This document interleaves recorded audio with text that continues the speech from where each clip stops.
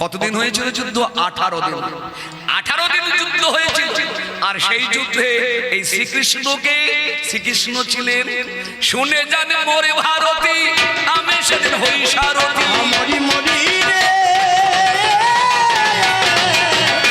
ওগো শুনে জানি সেই ভারতী, আমি রথে হই সারথী। হায় রে শুনে জানে মোরে ভারতী, আমি রথে হই সারথী। মরি মরি রে শুনে জানি সেই ভারতী,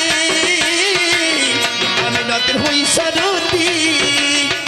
ওরে জগৎপতি সবে মনে বলে ভাই, ওগো জগৎপতি সবে মনে বলে ভাই, আমাকে সেই ভূমিকায় দাঁড় করালো, সেই ভূমিকায় দাঁড়ে আমাকে সেই ভূমিকায় দাঁড় করালো। সেই ভূমিকায় দাঁড়ে ওগো আমার ভাগ্যে কৃষ্ণ দিল, ভূমিকায় দাঁড়ে করালো আমার ভাগ্যে কৃষ্ণ যেন।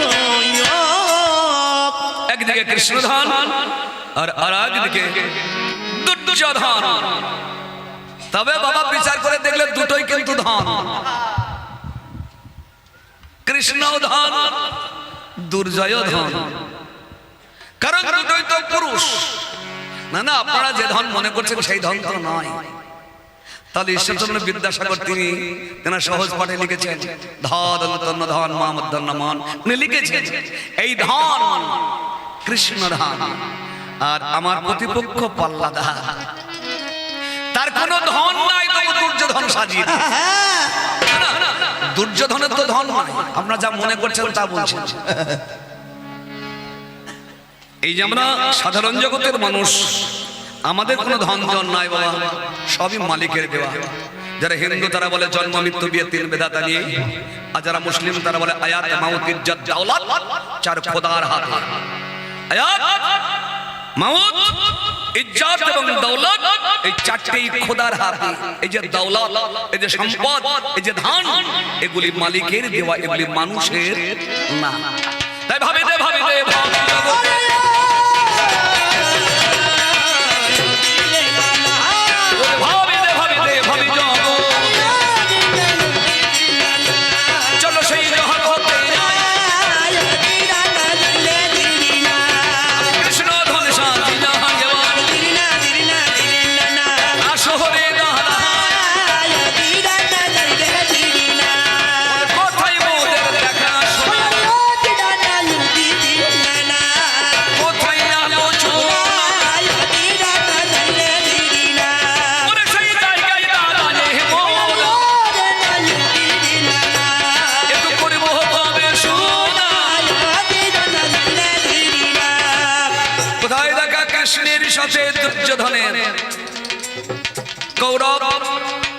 কৌরবপতি হচ্ছে দুর্যোধন, আর পঞ্চপাণ্ডব যুধিষ্ঠির, ভীম, অর্জুন, নকুল শহরে। আমি এদের পক্ষে গো। দুটো দল, দুটো দলের মধ্যে আমি একটা দলে যোগদান করেছি। কেন কেন যোগ দিয়েছি? এরা আমাকে চেয়েছে, এরা চেয়েছে, লটারিতে আমাকে পেয়েছে। আমি একটা লটারি করেছিলাম। দুর্যোধনও কিন্তু আমার একেবারে পর নয়, ও একেবারে আমার আত্মীয়, ঘরের কুটুম, লেনদেন সম্পর্ক আছে। কারণ ওর ধারের একটা বাঁশ আমার ভিটেতে পুঁতেছে, দুর্যোধনের ধারের একটা বাঁশ আমি নিয়ে এসেছি। বুঝতে পারছেন বাঁশটা কি? ওর মেয়ে, ওর মেয়ের সাথে আমার ছেলের বিয়েটা দিয়েছে।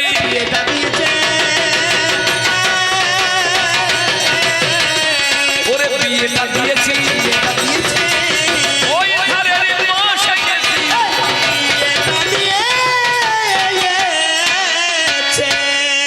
বিয়ে যদি একবার হয়ে যায় থাকবে না কোনো কামাই। মেয়ের বাবা হবে ছেলের বাবার বিয়াই। বিয়াই কি দিয়ে খেতে দিয়েছেন? সব উল্টো বলছে কেন? বাহ, হ্যাঁ হ্যাঁ হ্যাঁ। তাহলে কি হবে? ছেলের বাবার মেয়ের বাবা হবে বিয়াই।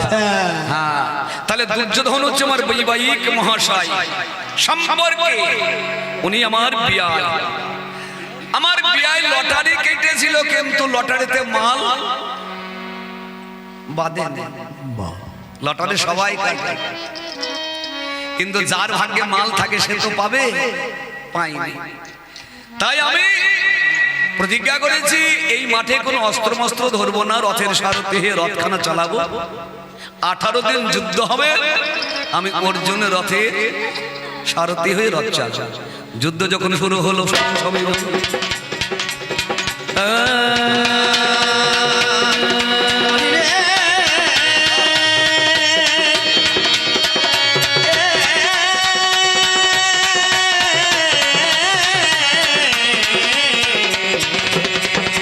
যুদ্ধ যখন শুরু হলো সংসারে ভোজন, রথের সারথি হলো কৃষ্ণ জনার্দন।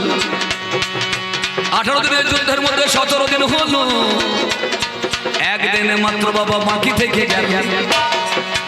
ওই দিনই রতি হবে স্বয়ং দুর্যোধন, প্রচার হয়ে গেছে এই ত্রিভুবন। সকালেতে যুদ্ধ হবে, দুর্যোধনে নাই। আমরা রথে নিয়ে খুঁজে বেড়াই পাড়াই পাড়াই, ভানুমতি কেঁদে মরে স্বামী কোথায় গেল। কাঁদিতে কাঁদিতে বাবাই আমার কাছে গেল, তুমি জগৎপতি কৃষ্ণ হল, দাও মোরে ঠিকানা, আমার স্বামী দুর্যোধনকে পাওয়া তো গেল। আমি বললাম বিয়ানে গো,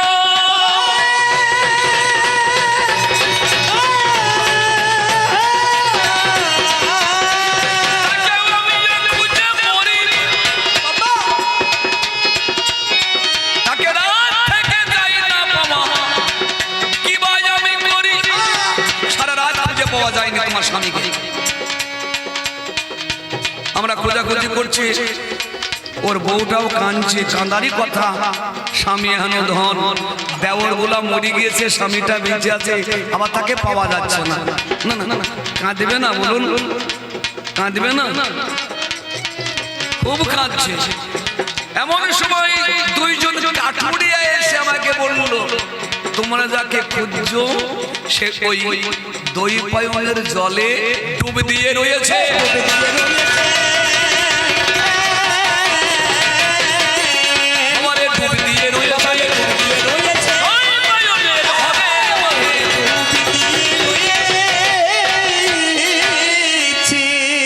কি ব্যাপার, দুর্যোধন হঠাৎ করে পালিয়ে গেল কেন? আরে যুদ্ধে হার আর জিত, হয় হেরে যাবে তাহলে যুধিষ্ঠির রাজা হবে, আর যদি জিতে যায় দুর্যোধন হবে রাজা, কেউ দেবে না সাজা, পালন করবে প্রজা। কিন্তু একই মজা, আমার বিয়াই জলে ডুব দিয়ে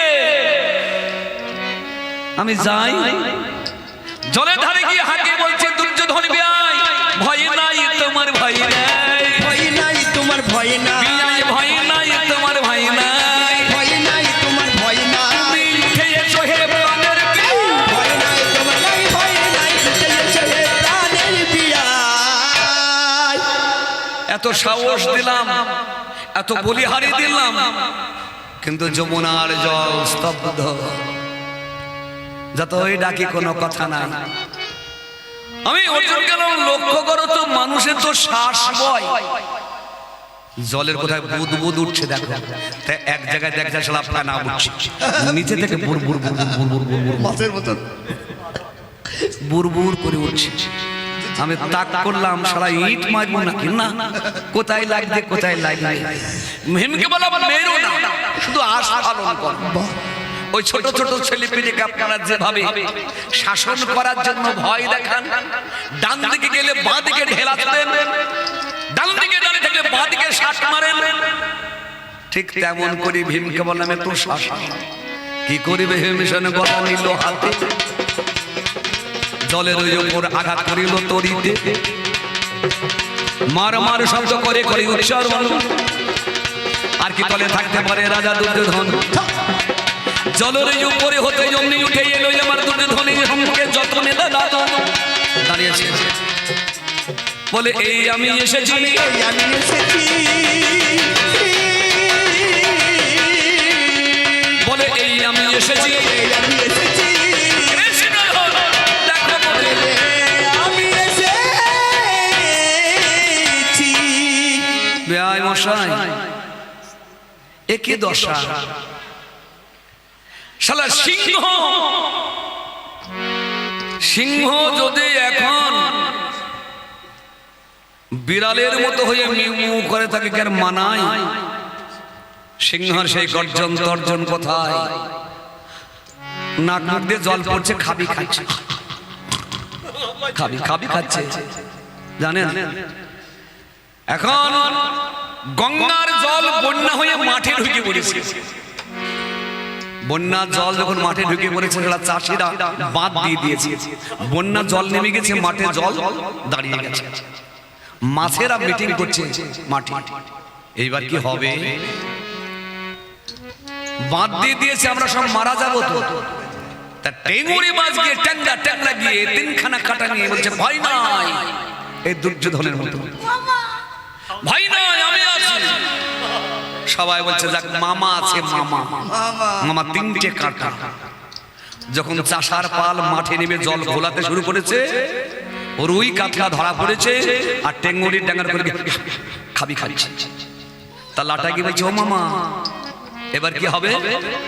আমি কি জানি, আমি কি জানি, আমি কি জানি। এখন দুর্যোধন খাবি খাচ্ছে, আমি কি জানি। কোথায় তোমার সব এগিয়েছে, কোথায় তোমার সব এগিয়েছে?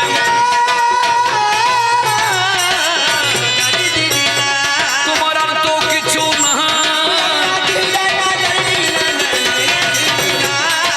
এইখানে দাঁড়ায় হবে কবির অভিনয়। এই জায়গায় দাঁড়িয়ে শ্রীকৃষ্ণের সাথে দুর্যোধনের আলোচনা হবে। আমার প্রথম জিজ্ঞাসা, তুমি এই কুরুক্ষেত্র পরিত্যাগ করে এই দৈপায়নের হ্রদে যমুনা নদীকে আশ্রয় করে এই জলের মধ্যে ডুব দিলে কেন?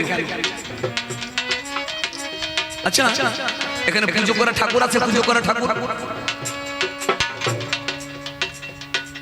আছে, বসে আছে, কই ঠাকুর মশাই কই? ঠাকুরের পুজো লাগে না, না না, ওই জাত পুরোহিত আছে, জাত পুরোহিত, না ওরা জানে, ওরা জানে এই পুজো করার সময় কুশাকুশিতে জল নিয়ে একটা জল নাই, 7টা নদীর নাম করে। মিথ্যে কথা বলে, জল থেকে একটা, কিন্তু নাম করে 7টা। ওম গঙ্গে চ যমুনা চৈব গোদাবরী সরস্বতী নর্মদা সিন্ধু কাবেরী জলস্মিন সন্নিধান কুরু। এই 7টা নদীর মধ্যে যমুনাও আছে, গোদাবরী আছে, সরস্বতী আছে, নর্মদা আছে, কাবেরী আছে, কিন্তু গঙ্গা হচ্ছে শেষ। কুরুক্ষেত্রের নিকটবর্তী নদী সরস্বতী নদী, গঙ্গা নদীরা সবাই আছে। এই গঙ্গা নদীকে পরিত্যাগ করে যমুনাতে দৈপায়নে তুমি ডুব দিয়ে আছো কেন? গঙ্গা নদীকে পরিত্যাগ করে, গঙ্গা হচ্ছে শ্রেষ্ঠ নদী, সেই শ্রেষ্ঠ নদীকে পরিত্যাগ করে এই যমুনার হ্রদে ডুব দিয়েছো কেন? আমার জানিতে এই বাসনা,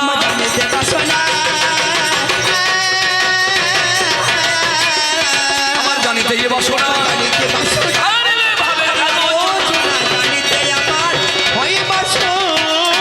আমি আর কথা তোমার কাছে করে জিজ্ঞাসা, তুমি আমার কাছে খুলে বলো,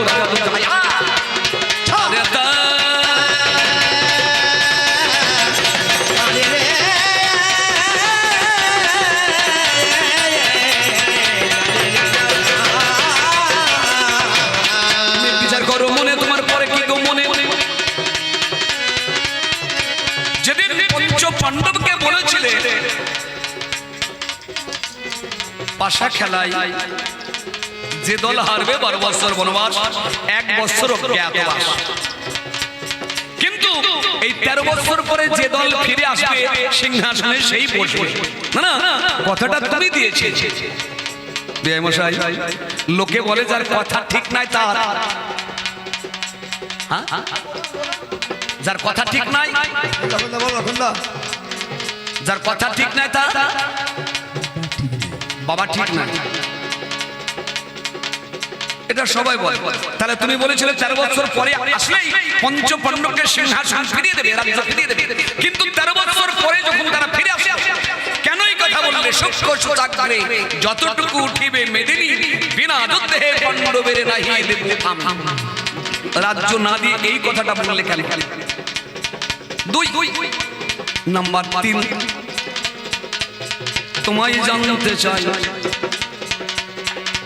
সিংহাসনে বসে যে রাজা হয় রাজা করে প্রজা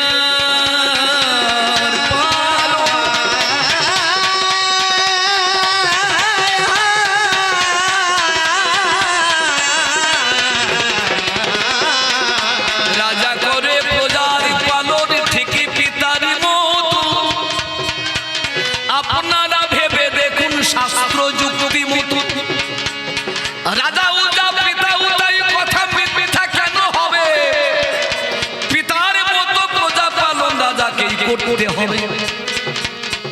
রাজার হাতে দায়িত্ব, প্রজারা সন্তান, দয়া করে আমার কথায় একটু লাগাবেন কান। রাজা হয়ে প্রজাদের কি বা দিতে হয়? প্রথম হলো খাদ্য, এটা মিথ্যা নয়। খাদ্য গেল বস্ত্র আর বাসস্থান, শিক্ষা দেবে স্বাস্থ্য ব্যবস্থা, এই 5টাই জ্ঞানবান, এই 5টা পরিপূর্ণ রাজা প্রজাদেরকে দেবে। দুর্যোধন রাজা হয়ে কেন দিলে তবে? তুমি রাজা হয়ে প্রজাদের খাদ্যের দায়িত্ব নেওয়া উচিত, অথচ তোমার রাজ্যেরই প্রজা তাকে বিষ দিলে কেন? কাকে বিষ দিয়েছ? নামজার ভীমসেন খাদ্যের সঙ্গে বিষ দিয়ে তাকে মারার চেষ্টা করলে। রাজার কর্তব্য প্রজার বস্ত্র দান করা প্রজাকে, অথচ তুমি দ্রৌপদীর বস্ত্র কেড়ে নিচ্ছ। বলো, রাজা হয়ে কর্তব্য প্রজাদের গৃহদান করা, অথচ তুমি পঞ্চপাণ্ডবদের গৃহে আগুন লাগিয়ে পুড়িয়ে মারার চেষ্টা করছো কেন? আমি এইখানে রাখলাম,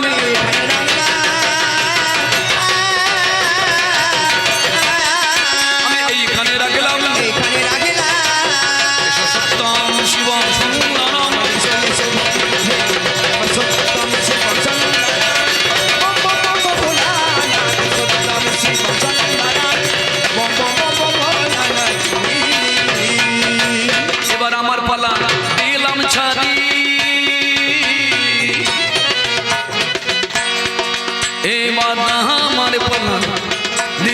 ছড়ি যত আমার পুরুষী নারী,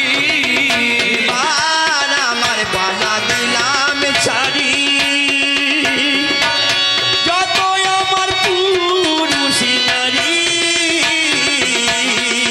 একেবারে বদন ভরে হরি হরি, বদন ভরে হরি হরি,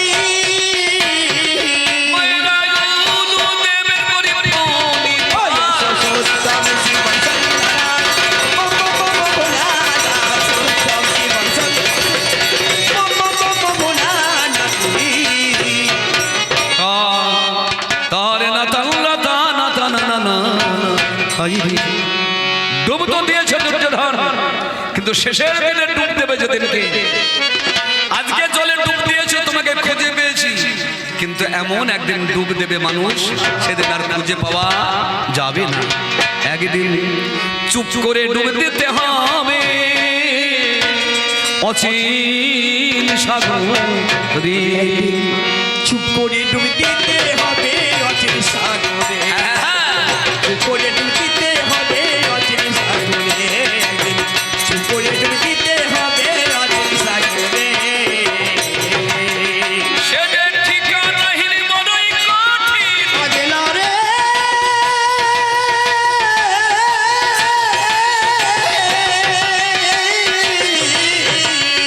সেদের ঠিকানা হিলি বড়ই কঠিন, অজানা লোক করে। চুপ করে ডুব দিতে হবে অচিন সাগরে, চুপ করে ডুব দিতে হবে অচিন সাগরে, চুপ করে ডুব দিতে হবে অচিন সাগরে। আমরা চিরদিন কেউ ধরাই রব না, হায় হায়, আমরা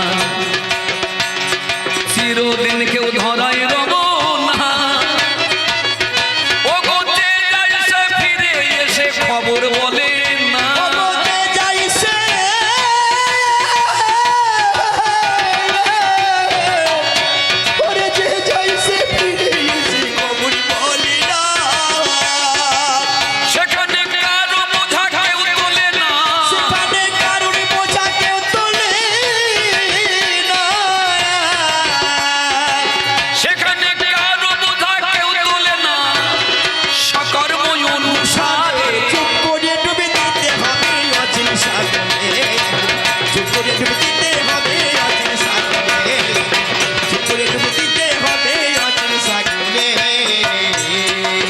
আমরা ধরা এসে দেহ ধরিলাম, আমরা ধরা এসে দেহ ধরিলাম, কত আতুরে গোলাপ সাবান দিয়ে যতন করিলাম,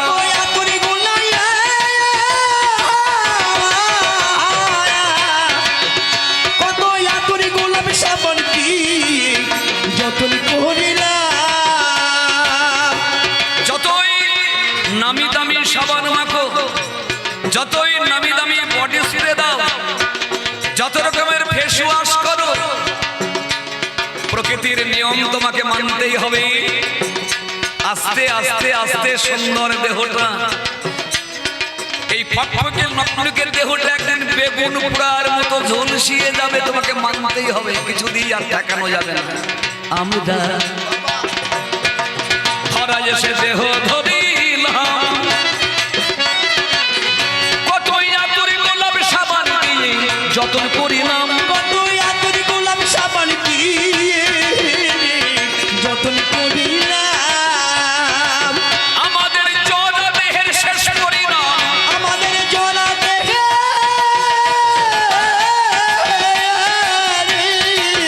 আমাদের জোড়া দেখে শেষ পরিণাম আমাদের জোড়া দেহের শেষ পরিণাম শ্মশান কিংবা কবরে।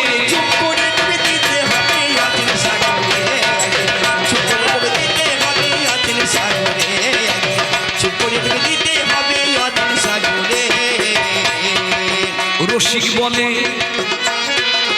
বুঝিবার সাধ্য কারণ নয়। আয় রে। রসিক বলে বুঝিবার সাধ্য কারণ নয়, আমরা অন্ধকূপের মধ্য থেকে সাগর মাপতে